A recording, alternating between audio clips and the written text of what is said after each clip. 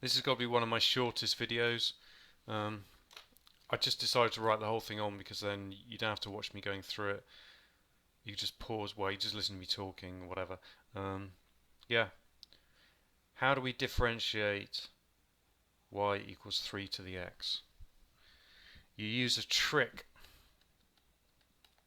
I call it the log trick, which is that e to the ln, these are inverse functions, which means you could just cancel them, but it also means you can just stick them in. It's just like saying, well, 5 is the same as 5 squared square rooted. Now, is that strictly true? Because that's plus or minus 5, in which case let's just reverse the order. That kind of solves that one then.